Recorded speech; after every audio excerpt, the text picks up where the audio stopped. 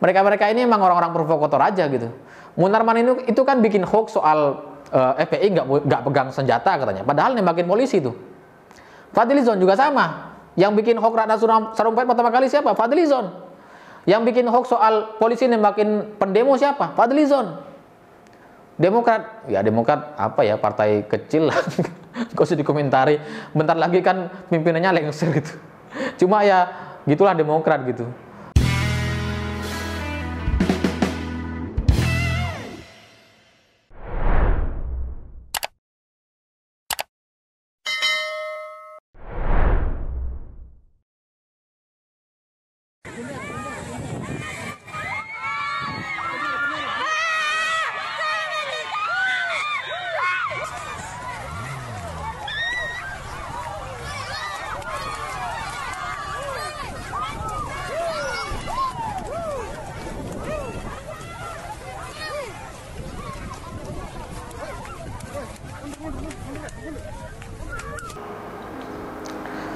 Selamat malam para mantan, selamat malam untuk semua rindu yang masih terpendam. Belakangan ini viral video Pak Jokowi diserbu oleh masyarakat, diserbu ibu-ibu gitu. Ada ibu-ibu dorong pas pampres sampai jatuh. Ini kan menunjukkan bahwa sebuah cinta seorang ibu bisa menumbangkan kekuatan fisik gitu. Luar biasa. Jadi sebenarnya bagi saya video ini biasa aja gitu. Pak Jokowi kalau kunjungan kerja ke daerah-daerah, itu pasti ada kayak gini, ada sambutan luar biasa antusias dari masyarakat. Pak Jokowi itu punya magnet luar biasa di hati masyarakat, yang kalau kita tahu ada Pak Jokowi mau datang nih, kita pasti langsung ngumpul gitu, tanpa janjian, tanpa disuruh. Dan itu memang nggak bisa dibandingkan atau disamakan dengan SBY atau pemimpin lainnya gitu. Kalau SBY kan harus disiapkan dulu warganya gitu, supaya enak fotonya. Kalau nggak disiapin nggak ada yang nyambut soalnya gitu. Sama kayak Anies ya, naik kereta tuh nggak ada yang nyambut gitu, kan beda gitu. Nah, bagi saya ini biasa aja sebenarnya video ini gitu. Cuman menjadi masalah karena kita masih menerapkan protokol kesehatan.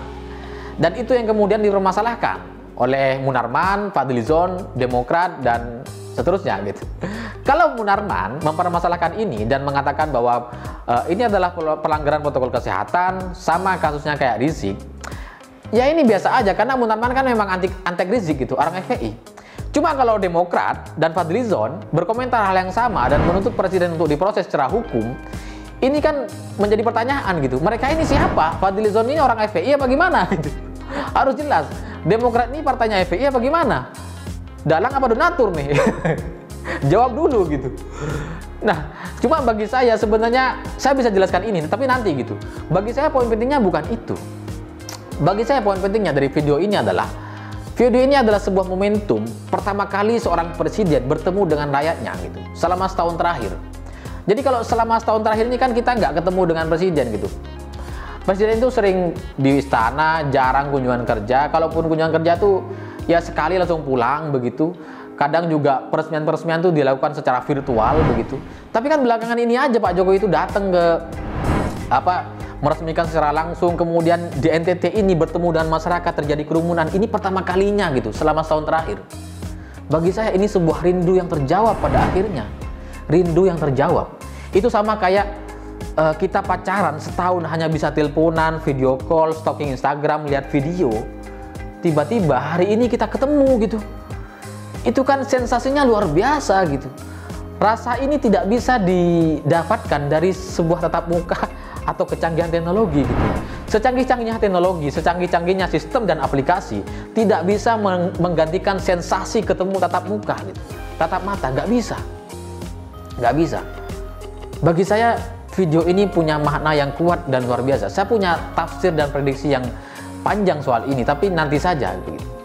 Saya ingin menikmati bahwa pada akhirnya kita kembali bahwa pada akhirnya kita bisa merasakan kembalinya seorang Jokowi gitu.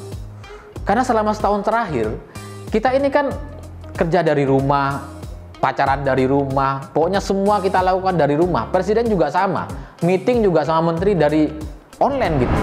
Cuma bedanya kalau presiden meeting sama menteri itu kan masih pakai celana, pakai sepatu gitu ya. Kalau kita kan meeting Zoom tuh kan bawahnya udah pakai kolor atau pakai sarung, pakai apa gitu, sama kayak video ini gitu. Kalian kan nggak tahu saya bawahnya pakai apa, jangan-jangan nggak pakai kan nggak tahu kan. Nah, selama setahun ini kita kehilangan sosok Jokowi yang seperti itu, gitu. Yang dekat dengan rakyat, yang tidak berjarak, yang tanpa sekat. Kita kehilangan sosok Jokowi yang berani, yang nekat gitu.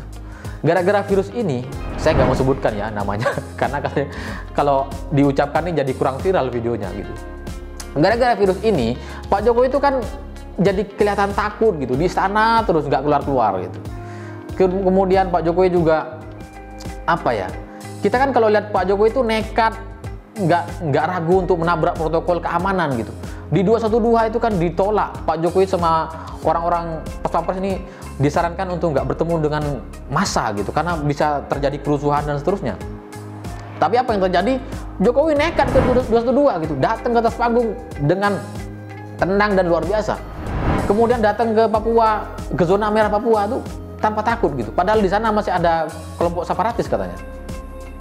Bahkan Pak Jokowi datang ke Afghanistan kunjungan gitu. Padahal itu ada ancaman bom waktu itu. Tapi datang aja tuh. Pak Jokowi waktu ada bom di Jakarta, waktu di Sarinah gitu. Itu Pak Jokowi dari Cirebon tiba-tiba pulang ke Jakarta, datang ke lokasi. Ingin menunjukkan bahwa lokasi ini sudah steril, masyarakat silahkan beraktivitas seperti biasa. Nah, selama setahun ini kita kehilangan keberanian itu. Kita kehilangan sosok Jokowi yang dekat dengan masyarakat, yang belusukan dan seterusnya. Kita kehilangan itu gitu. Maka wajar kalau kemudian ada oposisi yang ngeledekin, ngejekin Pak Jokowi, kapan dong Pak Jokowi belusukan gitu. Kita sebagai warga orang biasa juga bertanya, kapan Pak Jokowi mau belusukan gitu. Karena Pak Jokowi ini apa ya, Jokowi tanpa belusukan itu sama kayak kita datang kondangan nggak bawa pasangan gitu, nggak ada pegangan gitu, hampa gitu.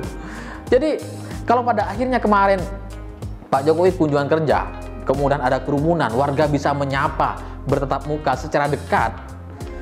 Sekali lagi saya ingin katakan, ini sebuah rindu yang terjawab pada akhirnya. Sebuah rindu dari masyarakat kepada presidennya, sebuah rindu dari presiden kepada rakyatnya. Saya bisa paham bahwa Pak Jokowi ini apa ya?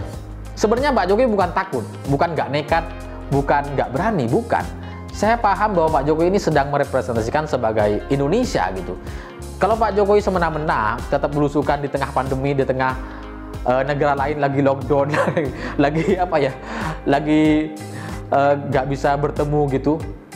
Ini kan jadi apa ya, citra buruk bagi Indonesia gitu. Nah, Presiden Jokowi itu menyembunyikan itu, menahan itu. Bahwa kemudian dulu pernah sempat Pak Jokowi itu datang, tiba-tiba datang ke gang-gang sempit di Jakarta, itu apa? Mungkin sudah rindunya tuh nggak bisa ditahan gitu, rindu ingin bertemu dengan masyarakat. Nah, kalau sekarang kemudian ada kerumunan bertemu dengan Pak Jokowi, ini bagi saya ini sebuah simbol luar biasa. Apakah pandeminya akan segera berakhir atau seperti apa? Saya punya pandangan positif soal ini.